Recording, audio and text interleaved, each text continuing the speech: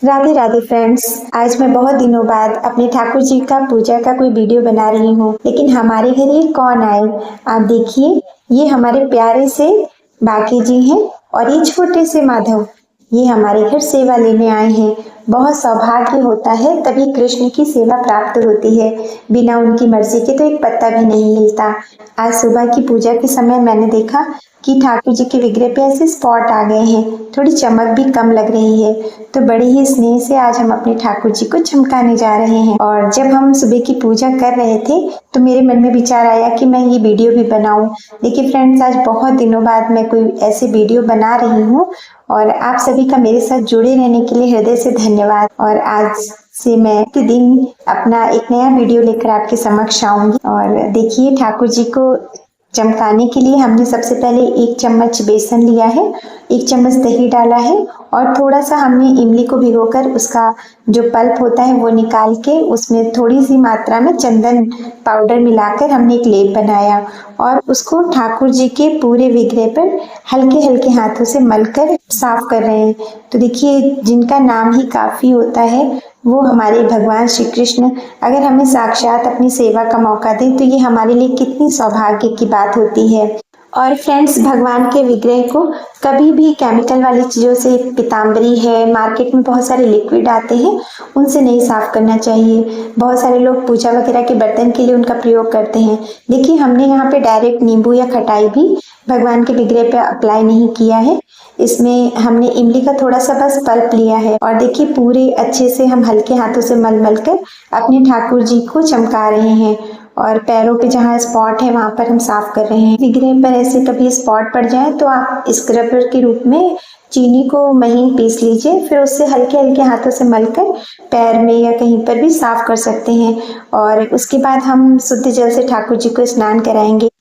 और प्रभु के नेत्रों पे ये लेप लग रहा है, इसके लिए हमने उनसे क्षमा मांगी कि ठाकुर जी आपके नेत्रों पे लगने जा रहा है। और पूरी, क्योंकि हमें विग्रह ही चमकाना है। और मेरे ठाकुर जी कितना मंद मंद मुस्कुरा रहे हैं, जैसे साक्षात वो हम पे अपनी कृपा बरसा रहे हैं।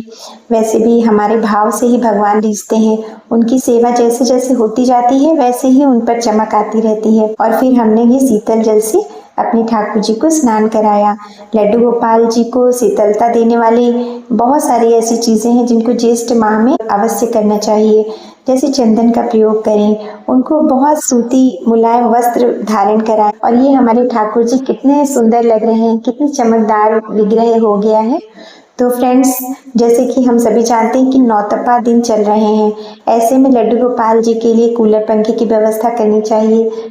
और जो ये जल है जिसमें हमने ठाकुर जी को स्नान कराया है उसको कहीं कच्ची मिट्टी में डाल देना चाहिए। तो फ्रेंड्स, ज्येष्ठ माह में आप ठाकुर जी को नौका विहार करा सकते हैं, उनके लिए खस का बंगला बना सकते हैं और वो सारी व्यवस्थाएं जिससे ठाकुर जी को आनंद प्राप्त हो। हम सभी भक्तों के मन में यही भाव होता है कि हम कितनी अच्छी सेवा अपने प्रभु की कर लें। और ये तो बहुत सौभाग्य की बात होती है कि प्रभु हमसे सेवा ले रहे हैं। प्रभु के विग्रह को देखकर, उनके मुखमंडल में छाई हुई प्रसन्नता देखकर हम जान जाते हैं कि मेरे प्रभु को मेरी सेवा कितना आनंदित कर रही है। और फ्रेंड्स, ये हम अपने ठाकुर जी को, हमने लास्ट ईयर ही ड्रेस बनाई थी जब वो हमसे सेवा लेने आए थे, हम वही ड्रेस उनको पहना रहे हैं। और आज हम उनके लिए सूती वस्त्र अवश्य सिलेंगे और ये उनका श्रृंगार कर रहे हैं। ज्येष्ठ माह में गर्मी बहुत अधिक होती है, ऐसे में ठाकुर जी का बहुत हल्का श्रृंगार करना चाहिए। और ये तुलसी जी की माला, उनको अति प्रिय है तुलसी, तो उनके भोग में तुलसी, उनके जल में तुलसी, उनके लिए हर प्रकार से तुलसी की व्यवस्था करते हैं। तुलसी की लकड़ी घिसकर उनको हम तुलसी जी का चंदन भी बनाकर लगाते हैं। और ये बहुत ही प्यारा मनमोहक इत्र जो हमारे ठाकुर जी को हम अक्सर लगाते हैं, वो हम बाकी बिहारी जी को भी लगा रहे हैं। साथ में हमने मस्तक पर चंदन लगाया है जिससे हमारे प्रभु को शीतलता प्राप्त हो। और ये राधा नाम की बांसुरी जो उनकी सबसे प्रिय बांसुरी होती है। और देखिए, कहते हैं ना, पूजा में आप कितनी भी तैयारी कर ले, कुछ ना कुछ भूल अवश्य जाते हैं। तो इससे पता चलता है कि ठाकुर जी आपसे बहुत प्रसन्न है, सेवा लेने में बहुत आनंद महसूस कर रहे हैं। और क्योंकि हमारे प्रभु का स्वभाव नटखट होता है, इसलिए कुछ ऐसी लीला अवश्य करते हैं जिससे भक्त को साक्षात उनकी अनुभूति होती है और साक्ष्य भाव में प्रभु के दर्शन महसूस होते हैं और उनका मुखमंडल इतना सुंदर चमकता है जैसे लगता है कि वो एक एक सेवा का आनंद ले रहे हैं। तो देखिए हमने यहाँ पे धूप बत्ती जलाई और साथ ही हमने आम के फलों का भोग लगाया, तुलसी दल पत्र डाली और प्रभु से प्रेम पूर्वक आग्रह किया, प्रभु भोग पाइए। और फ्रेंड्स, अगर आपको ये वीडियो अच्छा लगा हो तो प्लीज़ मेरे चैनल को लाइक शेयर सब्सक्राइब जरूर कीजिएगा। आगे भी मैं ऐसे ही वीडियो लाती रहूंगी। राधे राधे।